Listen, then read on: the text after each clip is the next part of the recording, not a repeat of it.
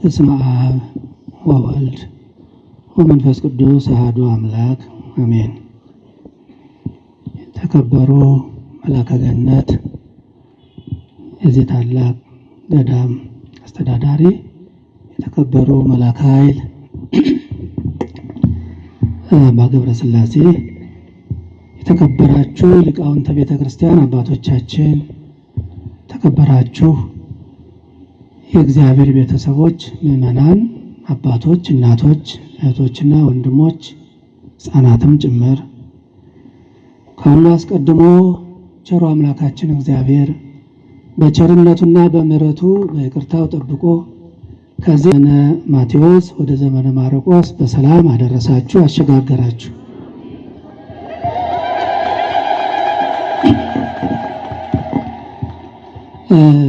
ትምህርቱን መምህራችን በሰፊው አስተምረውናል።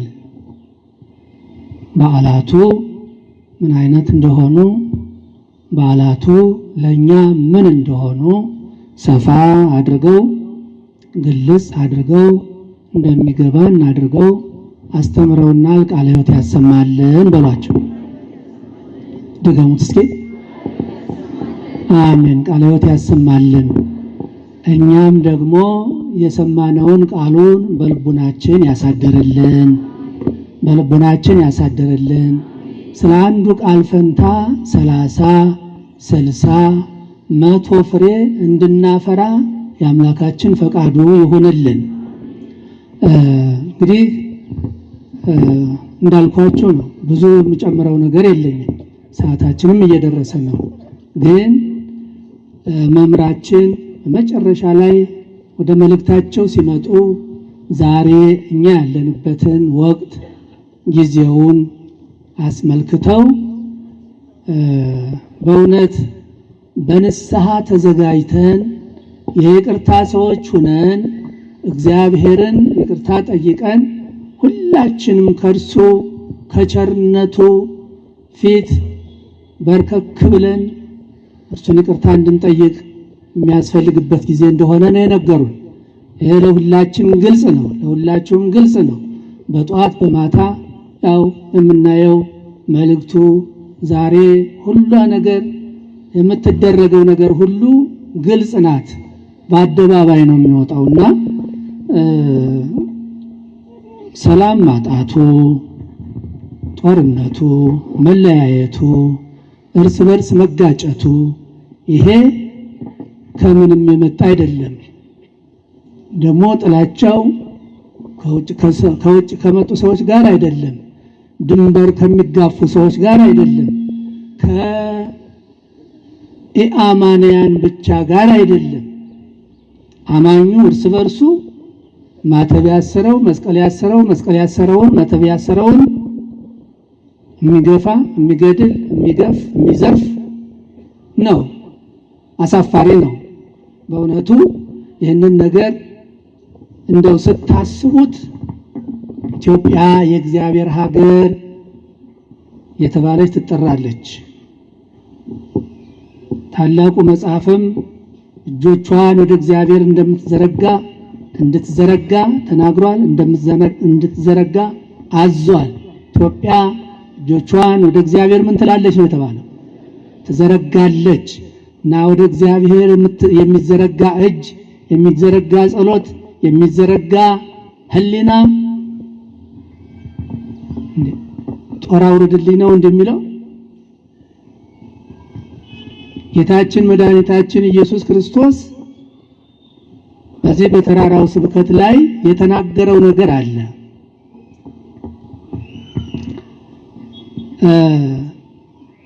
ለምኑ ይሰጣችኋል፣ በር አንኳኩ ይከፈትላችኋል። ለሚያንኳኳ፣ ለሚጸልይ፣ ለሚለምን ይሰጠዋል የሚላል እና ከዚያ ላይ ዝቅ ብሎ ምንድን ነው ያለው? ከእናንተ ልጃችሁ ዳቦ ቢለምናችሁ፣ ዳቦ ስጡኝ ቢላችሁ፣ መርዙ ይግደለው ብላችሁ እባብ ትሰጡታላችሁ፣ ጊንጥ ትሰጡታላችሁ። ኧረ የሚሰጥ የለም፣ የሚሰጥ የለም አይደል? የሚሰጥ የለም። እናንተ ደካሞች ስትሆኑ ክፉዎች ስትሆኑ እንደዚህ በልጆቻችሁ የማትጨክኑ ከሆነ የሰማዩ አባታችሁ ብትለምኑት በጎውን ነገር አይነሳችሁም ይሰጣችኋል። እና ወደ እግዚአብሔር የሚዘረጋ እጅ ከእግዚአብሔር ምሕረት እንዲቀበል ከእግዚአብሔር ይቅርታ እንዲቀበል ከእግዚአብሔር ምሕረቱን ቸርነቱን እንዲቀበል ነው የሚዘረጋው። ስለዚህ ይህ እጅ አሁንም ቢሆን ሊቃውንቱ ከሌሊቱ ጀምሮ ከትላንት ከዋዜማው ጀምሮ ሲጮሁ ሲደክሙ ምዕመናኑም እንደዚሁ ከሌሊቱ ጀምራችሁ ስትጎርፉ እንደዚህ እንደ አበባ ደምቃችሁ አሸብርቃችሁ በአውደ ምሕረቱ ተሰብስባችሁ የጸለያችሁት ጸሎት ያቀረባችሁት መባ ከእግዚአብሔር ፊት እንዲቀርብ ከእግዚአብሔር ፊት ቀርቦ ደግሞ በከንቱ እንዲመለስ አይደለም። ና ምንድነው ያለው?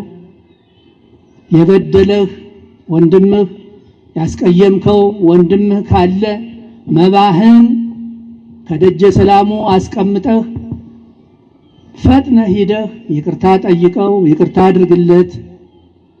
ይህንን አድርገህ መባህን ስታቀርብ መባህን እግዚአብሔር ይቀበልልሃል።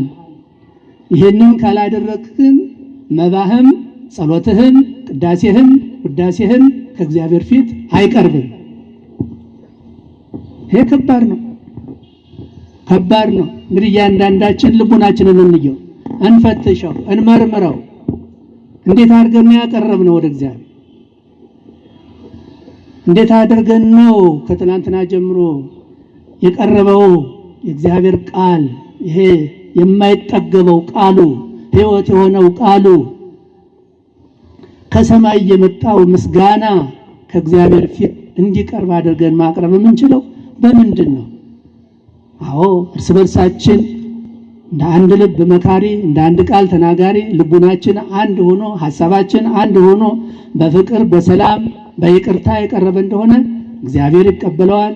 ሀገር ትባረካለች፣ ሀገር ትቀደሳለች፣ ሰላም ይመጣል። ያለዚያ በልማድ መባውንም አምጥተን የምንወረውረው ከሆነ ጧፉንም አብርተነው የምንሄድ ከሆነ እንደዚሁ በአውደ ምሕረቱ ተሰብስበን ተመልሰን ቃሉን ሰምተን ከንፈራችን መጠን የምንመለስ ከሆነ ሁልጊዜ መመላለስ ብቻ ይሆናል። ወገኖች ከዚህ ወጥተን ልቡናችን አጽድተን ንጹህ አድርገን ወደ እግዚአብሔር መቅረብ ያስፈልገናል። በተለይ አሁን ይህ አዲስ ዓመት ጀምረናል። ይህ አዲስ ዓመት እንደባለፈው ዓመት የመከራ ዓመት፣ ሁልጊዜ ጩኸት የምንሰማበት ዓመት፣ ሁልጊዜ መርዶ የምንሰማበት ዓመት እንዳይሆንብን በእውነቱ ከልባችን ወደ እግዚአብሔር እንጩህ። መጽሐፍ ቅዱስን ታስታውሳላችሁ። በዚህ የኅዳር ጽዮን በምናስበው እስራኤላውያን ታሪክ ላይ እግዚአብሔርን የሚያገለግሉ ካህናት እግዚአብሔርን የማያውቁ በገንዘብ ፍቅር የተጠመዱ በመጥፎ ነገር የተጠመዱ ነበሩ። እግዚአብሔር የማይወደውን ሥራ እየሰሩ እግዚአብሔርን እናገለግላለን የሚሉ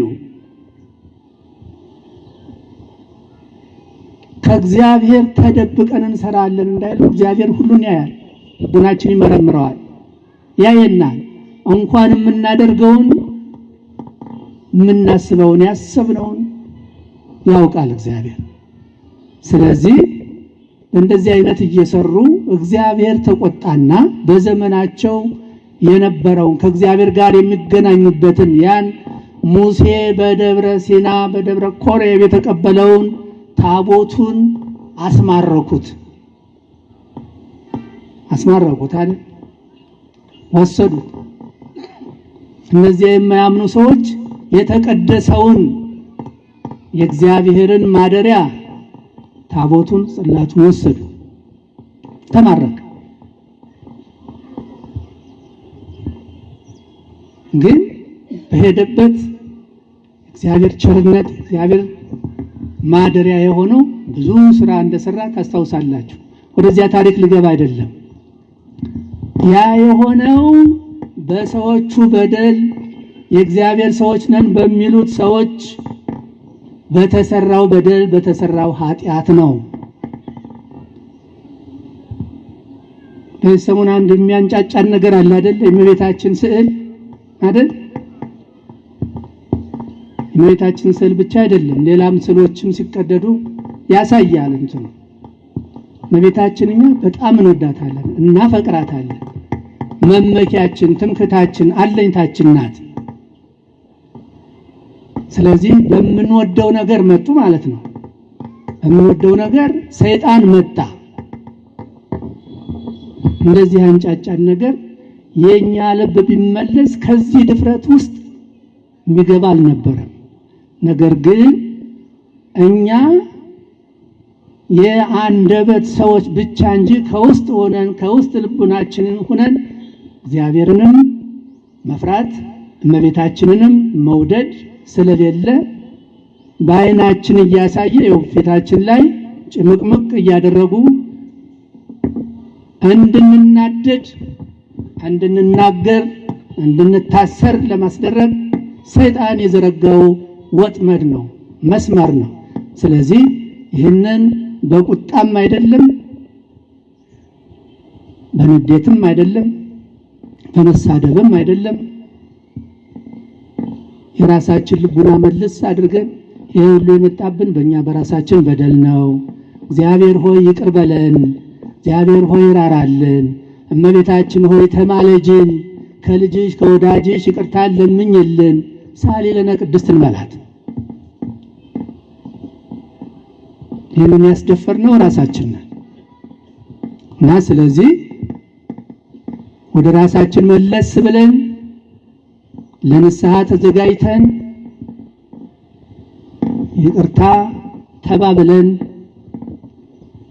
ይቅርታ ጠይቀን ንስሐ ገብተን ስጋውን ደሙን እየተቀበልን የእግዚአብሔር ማደሪያዎች እንድንሆን በእውነቱ ወደ እግዚአብሔር መቅረብ ያስፈልገናል። አሁንም የእግዚአብሔር ቸርነቱ ልቡናችን ይመልስልን። አምላካችን እግዚአብሔር ሀገራችን ሰላም ያደርግልን፣ ክፉውን ነገር ሁሉ ያረቅልን።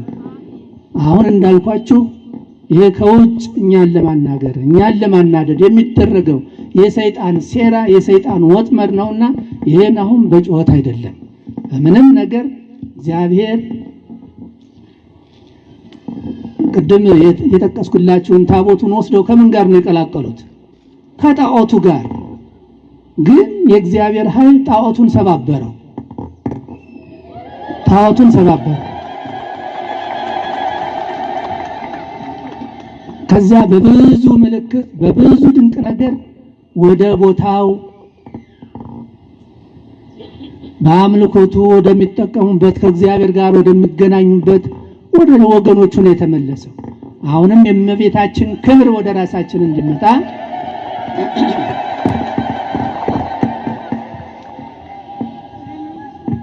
የእመቤታችን አማላጅነቷ በረከቷ ከሁላችን ጋር እንዲሆን እንዳልኳችሁ ነው። ሌላ ከምንም ጋር አታያይዙት። መጀመሪያ ወደኛ እንመለስ፣ ወደ ልቡናችን እንመለስ። አገልግሎት መልካም ነው፣ እኔ የት ላይ ነው ያለሁት? እግዚአብሔርን በሚወደው መስመር ላይ ነው ያለሁት ብለን ራሳችን መመርመር፣ ራሳችን መጠየቅ። ከዚያ በኋላ ያለውን እግዚአብሔር ራሱ የሚሰራውን ስራ ይሰራል። እግዚአብሔር የሚደፋፈሩትን ከኛ ውጭ የሆኑትን ሐዋርያው ቅዱስ ጳውሎስ እንደሆነ እኔ ለሌሎቹ ምን አግዶኝ ነው ያለው። በሌሎቹ ያሉትንማ እግዚአብሔር ራሱ ይፈርድባቸዋል። እኔም መክራችሁ እናንተን ነው አለ ሐዋርያው። እኔም የምነግራችሁ እናንተን ነው፣ የምመክራችሁ እናንተን ነው። እናንተ ወደ ልቡናችሁ ተመለሱ። ከእናንተ ውጭ የሆኑትን ከእምነታችን ውጭ የሆኑትን ደግሞ እግዚአብሔር እሱ በቸርነቱ ይጠይቃቸዋል። እና ስለዚህ ወደ ራሳችን እንመለስ። አምላካችን እግዚአብሔር በዓሉን የበረከት በዓል ያደርግልን፣ በቸርነቱ ይጠብቀን፣ የዛሬ ዓመት በሰላም በጤና ያድርሰን። አምላካችን እግዚአብሔር እመቤታችን ረድኤቷን በረከቷን ከሁላችን ጋር ያድርግልን። በዚህ በሀገራችን ላይ ያለውን ችግሩን፣ መከራውን፣ ጦርነቱን ሁሉ ከምድራችን ያርቅልን። ሰላሙን፣ ፍቅሩን፣ አንድነቱን ይዘዝልን። ሰላም እንዳሳደረ በሰላም እንዲያውለን፣ በሰላም ደግሞ ቅዳሴያችን አገልግሎታችን በሰላም እንዲያስፈጽመን ፈቃዱ ይሁንልን።